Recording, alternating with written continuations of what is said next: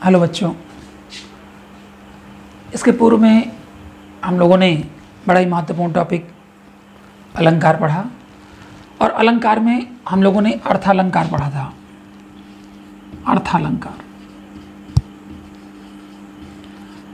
अर्थालंकार के अंतर्गत पूर्व में उपमा, रूपक और उत्प्रेक्षा अलंकारों का अच्छा से अध्ययन किया। आज हम लोग यहाँ पर अर्थालंकार के अन्य भेद, भ्रांतिमान, संदेह और अतिशयोक्ति इनके विषय में परिभाषा, उदाहरण सहित इनका अध्ययन करेंगे।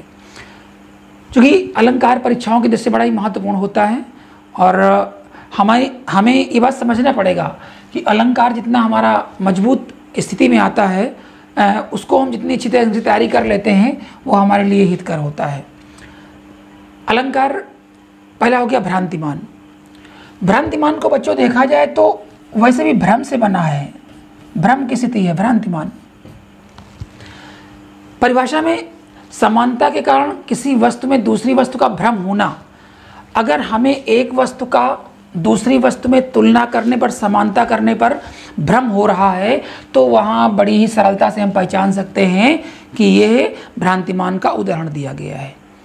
बच्चों, इस बात को हमें समझना पड़ेगा क्योंकि बड़े महत्वपूर्ण हमारे अलंकार हैं और परीक्षा की दृष्टि से जितने भी हम एग्जाम से दे रहे हैं प्रतियोगी परीक्षाओं में, उन्हें हमें समझना पड़ेगा कि हम एक एक अलंकार, एक एक नंबर कैसे अर्जित करें। समानता को के कारण से भ्रम की स्थिति हो गई। उदाहरण देखते हैं। उदाहरण लिखा हुआ है कि राधा के मुख को चंद्रमा समझ चकोर चले आ रहे हैं। अब देखें आप उदाहरण को, स्पष्टीकरण में अगर आप देख रहे हैं यहाँ पे, तो आप इस बात को समझें कि राधा का मुख हो गया, राधा का मुख हो गया और उसे चंद्रमा समझकर, चंद्रमा, उन्हें भ्रम हो रहा कि राधा का मुख है कि चंद्रमा है, चंद्रमा है कि राधा का मुख है, और चकोर चले आ रहे हैं। इसका मतलब चकोर को भ्रम हो गया है। राधा के मुख और चंद्रमा में दोनों समझ नहीं पा रहे, भ्रम की स्थिति है। और जहाँ भ्रम की स्थिति होती है वहाँ पर क्या होता है? भ्रांतिमान होता है। अगला उदाहरण देखते हैं। पाए महावर देन को नाइन बैठी आई। पाए महावर देन को नाइन बैठी आए, फिर जानी महावरी एड़ी मीणत जाए। नाइन आई। अब सारे लोग हम जानते हैं कि नाइन आई और नाइन ने किया क्या कि वो पैरों में महावर लगाना चाह रही है। लेकिन यहाँ पर बच्चों एक स्थिति बनती है कि पाँव महावर देन को, महावर को लगाने के लिए, महावर को देने के लिए नाइन आई तो, लेकिन यहाँ पर आपको ये देखना है कि लाल एड़ी, लाल एड़ी, ये आपका क्या हो गया? हो गया उपमेय। लाल एड़ी हो गई उपमेय। और फिर जान महावरी एड़ी मीणत जाए। और इसके बाद आपका उपमान हो गया,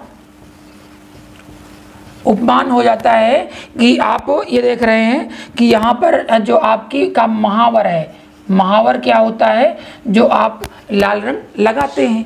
तो इतने लाल है उसके पैर या एड़ी इतनी लाल है कि उसे लगता है कि यहाँ पर तो लाल रंग पहले से ही लगा हुआ है, अर्थात महावर पहले ही लगा हुआ है। उसको भ्रम हो जाता है लाल एड़ियों को देख करके, और महावर लगा होने का उसे भ्रम हो जाता है। इस प्रकार जहाँ भ्रम की स्थिति होती है बच्चों, वहाँ पर होता है भ्रांतिमान अलंकार।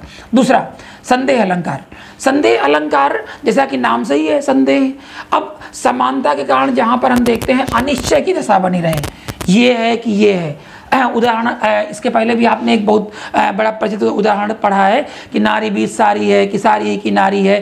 तो वहाँ पर ये संदेह बना हुआ है कि वो नारी है कि सारी है।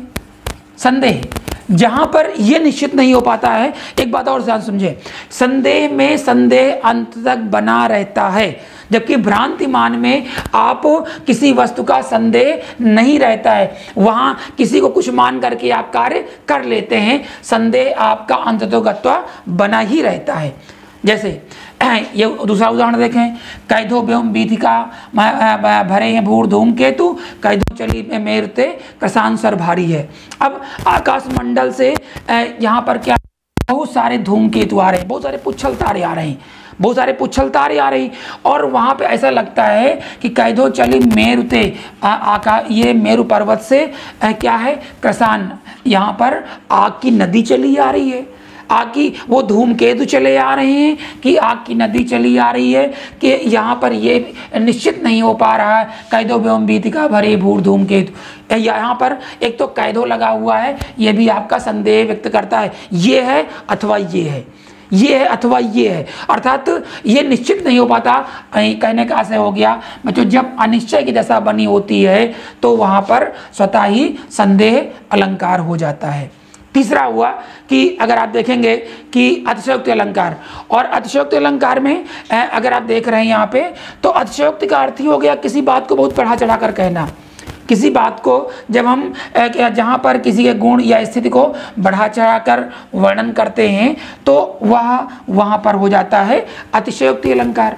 अब उदाहरण के माध्यम से समझते हैं। यहाँ पर हनुमान की पूंछ में लगन न पाई आग, यहाँ पर उदाहरण में बताया गया कि हनुमान जी की पूंछ में आग लगी ही नहीं और लंका सारी जल गई, गए निशाचर भाग।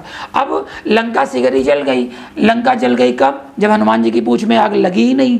तो जब आग नहीं लगी और लगन न पाई आग लगी नहीं और गए निशाचर भाग, आग भी नहीं लगी, सारी लंका भी जल गई और निशाचर भी भाग गए। बच्चों ये इतना सरलता से संभव नहीं था, इतना सरलता से संभव नहीं था कि इसलिए यहाँ पर ऐसे जिस प्रकार के जब वर्णन होते हैं जहाँ पर किसी गुण या स्थिति का बहुत बढ़ा चढ़ा करके वर्णन किया जाता है, वहाँ पर अतिशयोक्ति अलंकार होता है। अगला उदाहरण देखें। कहा गया है कि आगे नदियाँ पड़ी अपार, घोड़ा कैसे उतरे पार। अब यहाँ पर राणा प्रताप जी घोड़ा लेकर के जा रहे हैं, नदी आगे पड़ रही है, लेकिन नदी को उन्होंने कुछ देखा भी नहीं, सोच ही रहे हैं। तब तक क्या हुआ कि राणा ने सोचा इस पार, तब तक चेतक पहुंचा पार। राणा सोच ही रहे थे कि तब तक चेतक इस पार से नदी के उस पार चला गया। बच्चों संभव है? नहीं संभव है।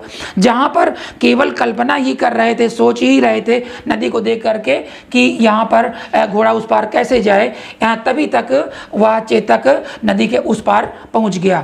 अतिशयोक्ति अलंकार में हमने देखा कि बहुत ही बढ़ा चढ़ा करके वर्णन किया जाता है।